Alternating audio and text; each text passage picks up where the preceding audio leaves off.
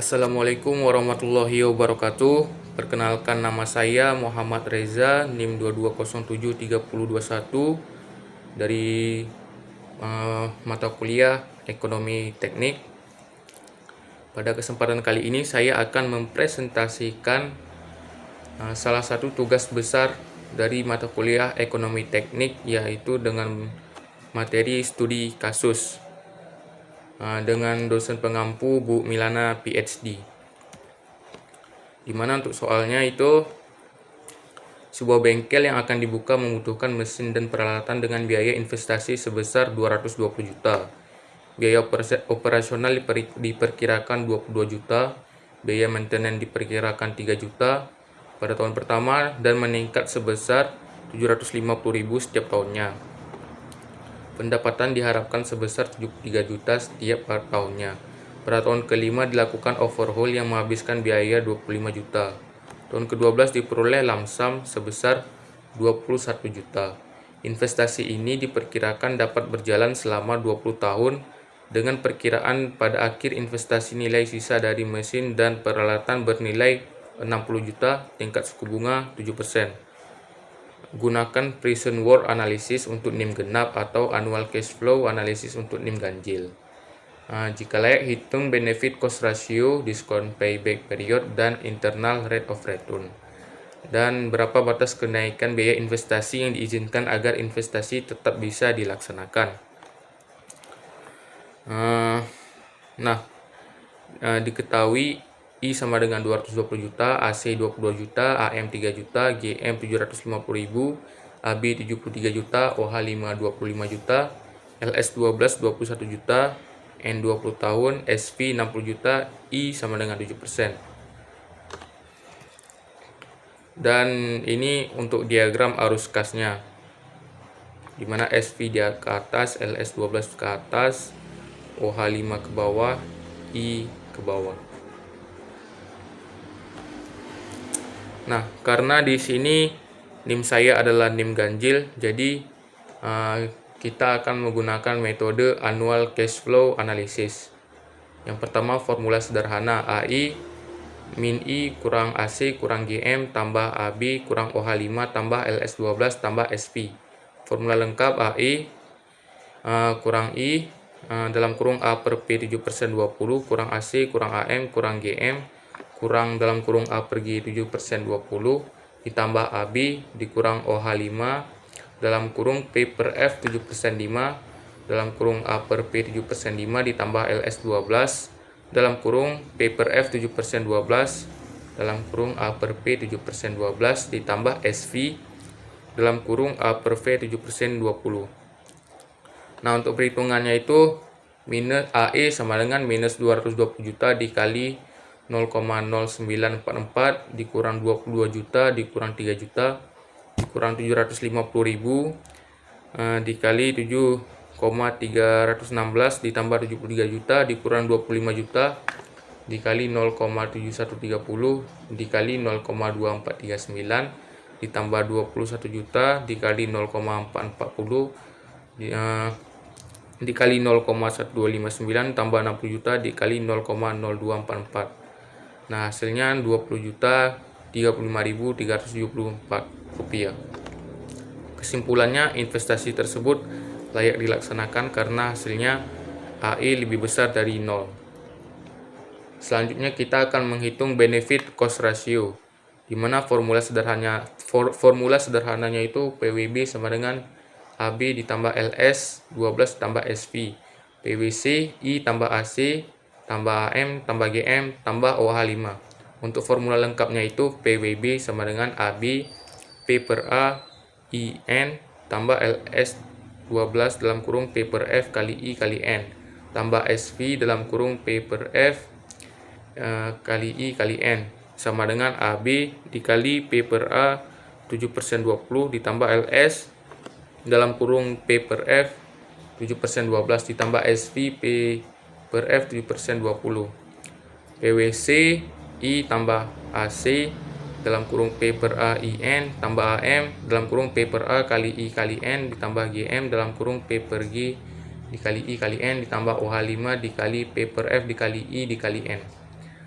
sama dengan I ditambah AC dalam kurung P per A 7% 20 ditambah AM dikali P per A 7% 20 ditambah GM P per G 7% 20 ditambah OH5 P per F 7% 5. Untuk perhitungannya PWB sama dengan 73 juta dikali 10,594 ditambah 21 juta dikali 0,7130 ditambah 60 juta dikali 0,2584. Nah, hasilnya itu didapatkan 803.839.000. Untuk PWC-nya itu 220 juta ditambah 22 juta dikali 10,594 ditambah 3 juta dikali 10,594 ditambah 750.000 dikali 77,509 ditambah 25 juta dikali 0,7130.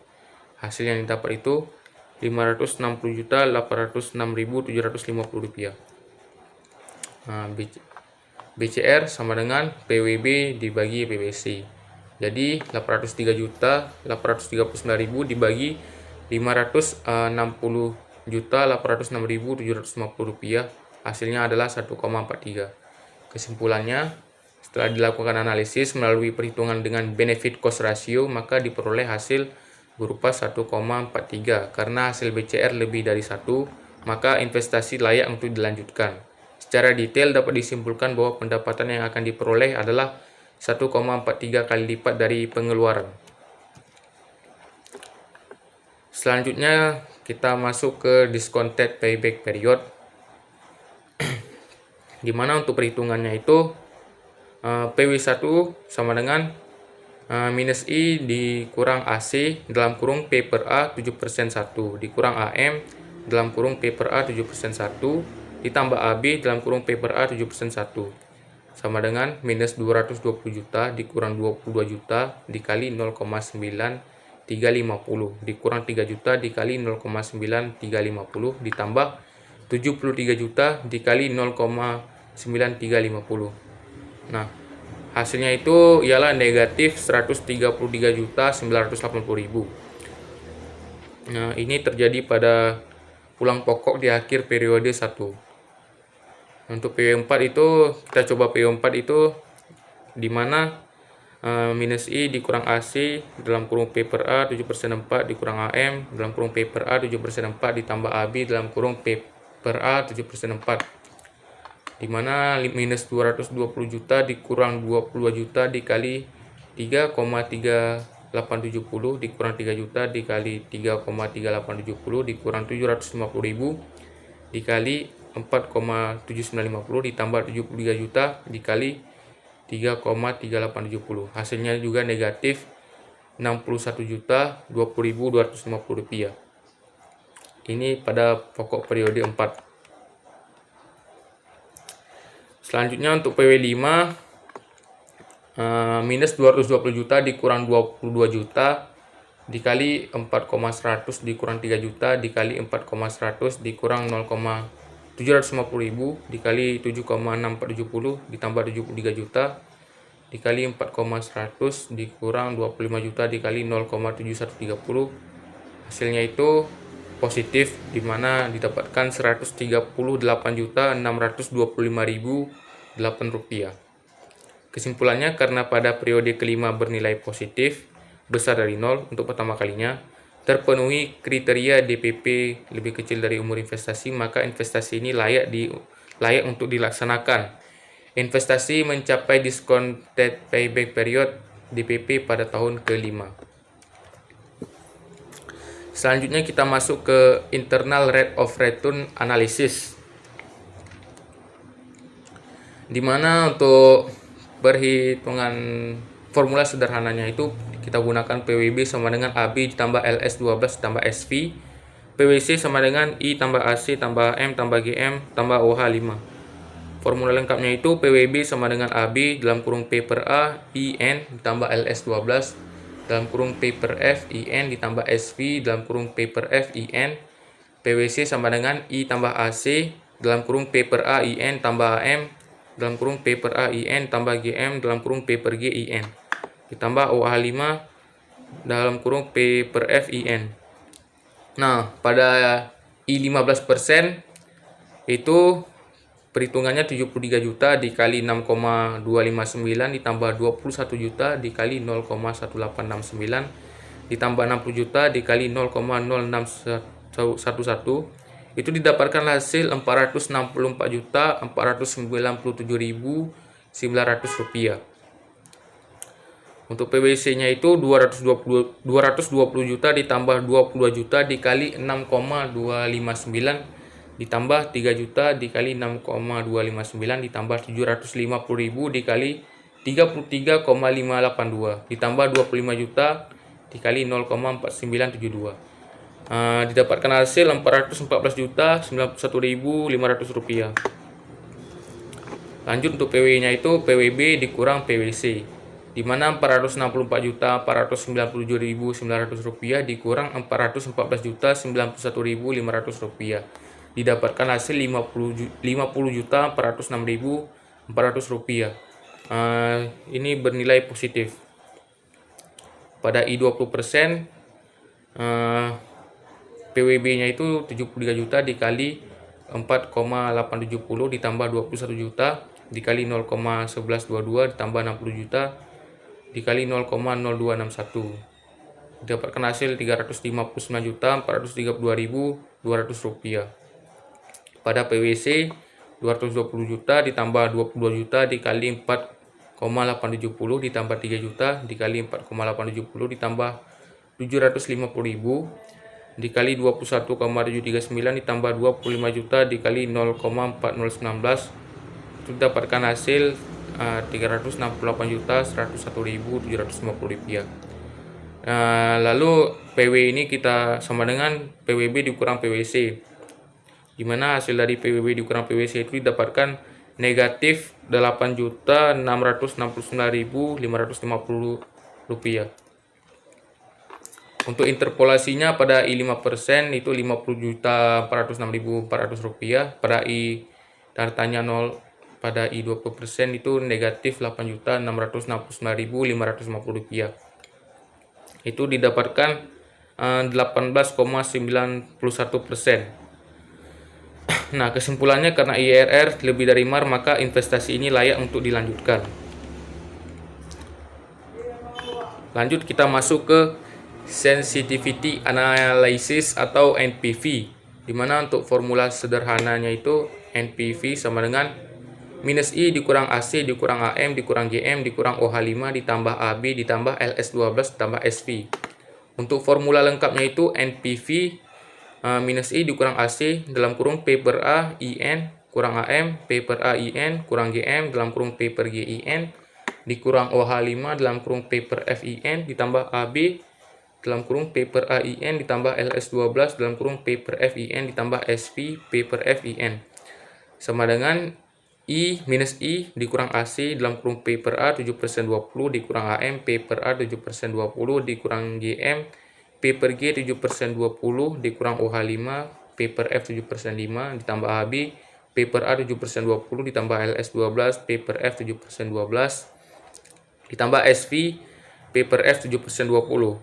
Nah, untuk perhitungannya itu NPV sama dengan minus 220 juta dikurang 22 juta dikali 10,594 dikurang 3 juta dikali 10,594 dikurang 750.000 dikurang dikali 77,509 dikurang 25 juta dikali 0,7130 ditambah 73 juta dikali 10,594 ditambah 21 juta dikali 0,4440 ditambah 60 juta dikali 0,2584. Itu didapatkan hasil 237.383.250 rupiah. Nah, untuk analisis sensitivitas terhadap biaya investasi, di mana NPV minus I dikurang AC kurang AM kurang GM kurang OH5 tambah AB tambah LS12 tambah SV, NPV sama dengan 0.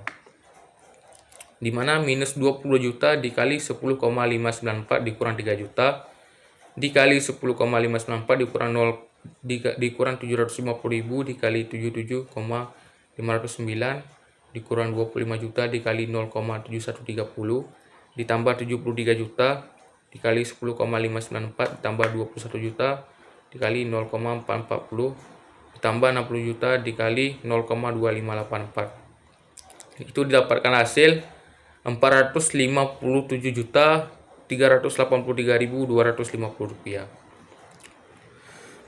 Untuk analisis sensitivitas terhadap biaya operasional, itu AC dalam kurung 10,594 sama dengan minus 220 juta dikurang 3 juta dikali 10,594 dikurang 750.000 dikali 77,509 dikurang 25 juta dikali 0,7130 ditambah 73 juta dikali 10,594 ditambah 21 juta dikali 0,4440 tambah 67 juta dikali 0,2584 sama dengan 451.250.250 rupiah. AC sama dengan 470.451.250 rupiah dibagi 10,594, di mana didapatkan hasil 44.407.329,6 rupiah. Nah, untuk analisis sensitivitas terhadap pendapatan, di mana sama di NPV-nya ini sama juga, di mana AB dalam kurung P per A 7% 20, I tambah AC P per A 7% 20 tambah AM P per A 7% 20 tambah GM P per G 7% 20 tambah OH5 P per F 7% 5 dikurang LS 12 P per F 7% 12 dikurang SP P per F 7% 20, di mana kita masukkan AB dalam kurung 10,594 sama dengan 220 juta ditambah 22 juta dikali 10,594 ditambah 3 juta dikali 10,594 ditambah 750.000 dikali 77,509 ditambah 25 juta dikali 0,7130 dikurang 21 juta dikali 0,4440 dikurang 60 juta dikali 0,2584, didapatkan hasil 535.978.750 rupiah. Nah, AC 535.978.750 rupiah dibagi 10,594, di mana didapatkan hasil sebesar 50.592.670,4 rupiah.